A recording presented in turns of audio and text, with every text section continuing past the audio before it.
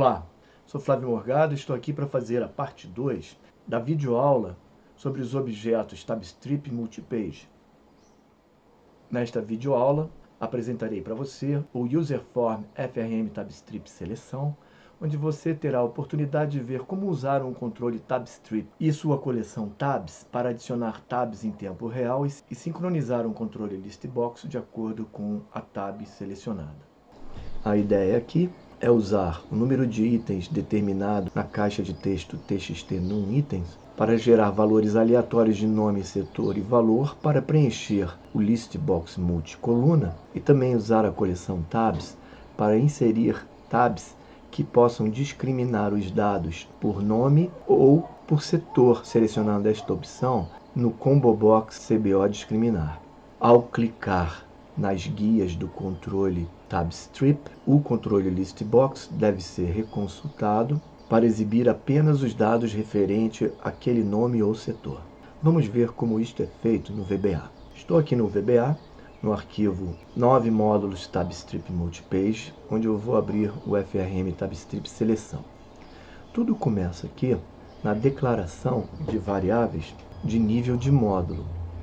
Eu declarei a variável mavarList, ela tem esse nome M de módulo, A de array, var de variante list, para receber a propriedade list do Combo Box LST Listbox, uma vez que ele seja preenchido com valores. A partir desta matriz, eu então vou poder filtrar os dados, limpando o Listbox e repreenchendo com o nome ou setor da guia selecionada na interface. Também foi declarada a variável mCurTotal, que soma todos os valores da coluna valor para os itens utilizados para preencher a lista, e também são declaradas constantes em nível de módulo, que são utilizadas por mais de um procedimento deste UserForm.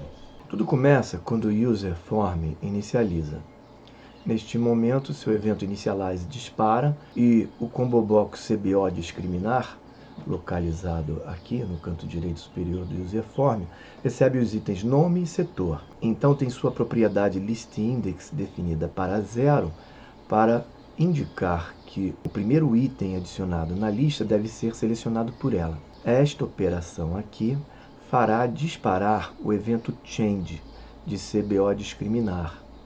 E neste evento eu uso um truque simples. Como o UserForm ainda não foi preenchido, eu utilizo a instrução onErrorResumeNext para verificar se eu consigo saber quantos itens já foram adicionados à variável matriz mavarList, usando a função uBound ou UpperBound, que determina o limite superior de itens da sua primeira coluna, retornando a int total.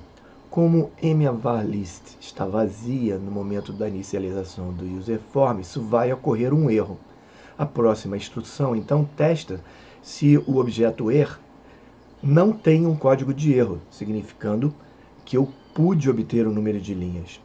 Como ao carregar o UserForm isso não é possível, o procedimento termina normalmente. Vamos ver como o UserForm se comporta. Clico no UserForm, pressiono F5, vou preencher 1000 itens discriminando por nome. Então os nomes que aparecerem aqui vão aparecer em tabs. Clico em preencher e quase instantaneamente aparece o nome dos vendedores, digamos assim, em guias separadas. Note que os nomes aparecem em ordem aleatória, mas eles estão em ordem alfabética nas tabs. Ao clicar em Ana Medeiros, o que eu faço é filtrar todos os dados que têm apenas esse nome, e o seu valor será atualizado. A mesma coisa para qualquer outro nome. Isso é feito consultando-se a variável mavarList, e então preenchendo a lista. E quando eu clico em todos, eu simplesmente atribuo o mavarList para a propriedade list do controle Listbox. E se eu trocar a discriminação dos dados de nome para setor, repreencho as tabs do controle TabStrip e posso fazer filtragens agora por outros tipos de dados. Vamos ver agora como isto funciona na prática. Retornando aqui ao VBA, tudo acontece quando eu clico em preencher. O procedimento CMD preencher declara suas variáveis, então chamo o procedimento atualiza tabs, que irá preencher as tabs do controle, que por padrão tem apenas uma tab. Então, se eu pressionar Shift F2, pulo para o procedimento Atualiza Tabs, onde eu posso ver que existe uma variável comentada e um laço comentado. O procedimento declara constantes ao procedimento para que o código não tenha números mágicos e usa um laço with and with para referenciar apenas uma vez o objeto tabstrip, de forma que eu não tenha que ter uma sintaxe muito longa. Então, a primeira coisa que o procedimento faz é remover todas as tabs que porventura existam no controle tabstrip, menos a primeira, chamada todas. Então, eu tomei a liberdade de fazer isso com um laço reverso, que vai de tabstrip.tabs.count-1, já que a propriedade index das tabs é base 0, até 1, step-1. Isso é necessário porque cada vez que eu executo o laço, a propriedade tabs.count diminui. Então, assim, eu estou sempre excluindo da direita para a esquerda, até chegar à primeira tab, e uso o método removeItem. Posso utilizar também uma instrução forEach, onde não é necessário fazer um laço reverso. Nesse caso, eu deveria declarar uma variável vartab e fazer forEach vartab in tabs. Se você pressionar F2 para chamar o gerenciador de objetos e pesquisar pela coleção tabs, selecionando-a no objeto tabstrip da biblioteca MS Forms, você verá que a coleção tabstrips retorna um item as object. Por esse motivo, todo o laço forEach que percorre uma coleção deve declarar uma variante, porque ela é capaz de receber qualquer tipo de objeto que a coleção possua. Então, eu verifico se o índice é igual a m com todos. M com todos, declarada na seção declarações desse módulo, é igual a 0. Ou seja, se ela for maior que 0, uso o método remove. Nesse caso, removo também. Você, se quiser testar essa opção, você descomente aqui e comente essas 3 linhas. Ambas vão funcionar. Vou fazer isso nesse momento, porque da nossa próxima utilização, você verá que ele vai funcionar igual.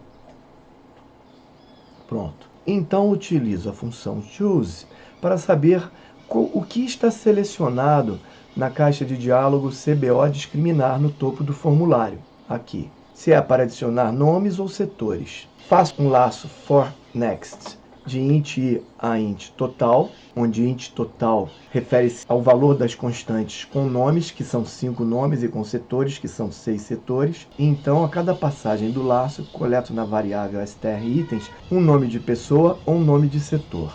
E verifico se a propriedade tabs.count do objeto tabstrip é igual a 1, ou seja, tem apenas a tab todos. Se for isso, adiciono o item coletado. Se não, eu uso uma variável de apoio int_index para fazer a inserção do novo item na posição correta dentro das tabs, de forma que fique organizado em ordem alfabética. Faço um laço de int j igual a 1 para tabsCount-1, ou seja, o número de tabs que existe, o número de tabs que já existe, e verifico se o item coletado é maior do que a caption da tab pelo qual o laço int_j está passando. E se for, gravo a posição int_index aqui, que será int_j mais 1, ou seja, vai adicionar à direita daquele valor. Quando o laço termina, adiciono a nova tab na posição.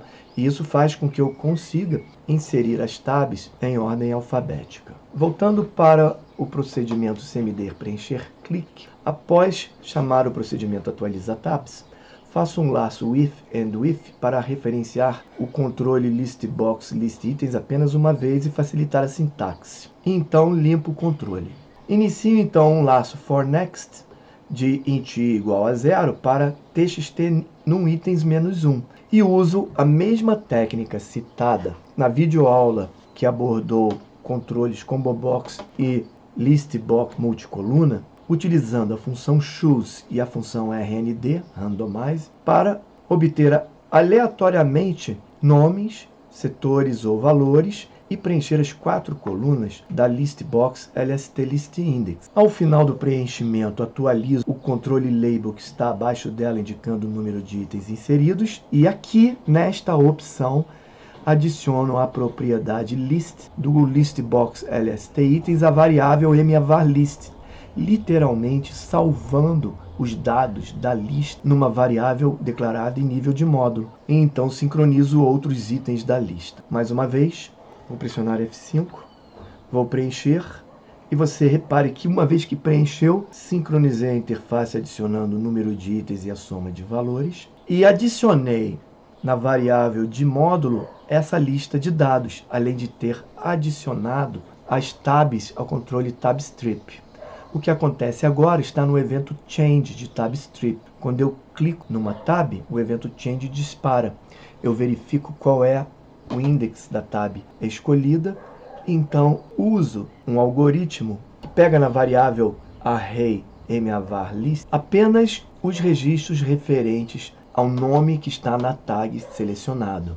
Vamos ver isso na prática. Vou selecionar aqui tabstrip e seu evento change aparece. Observe, inicie um laço with me.listItens para citar o objeto listbox apenas uma vez e ter uma sintaxe mais curta.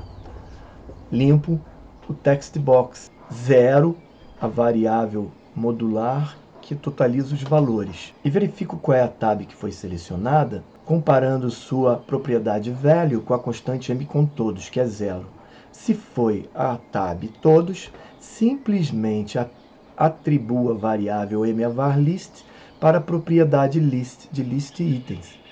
E chamo o procedimento atualiza_valor, que vai percorrer todos os itens para somar novamente seus valores e atualizar a interface. Caso não seja a tab 1, eu vou primeiro pegar na variável int total o limite superior de dados que a variável mavarList faça um laço por todos esses itens. Então, atribuo a variável stItem o valor que está na variável mavarList desejado para o item de índice int i, de acordo com o que foi selecionado na combo box CBO discriminar. Se foi nome, retorno a constante m com o nome, que é igual a 1, ou seja, segunda coluna da matriz, já que índices de colunas também são base 0. Se for setor, retorno m com setor, que é a terceira coluna da matriz. E uma vez que eu obtive qual é o nome ou setor do item da matriz, comparo este valor com a propriedade caption da tab selecionada na tabstrip.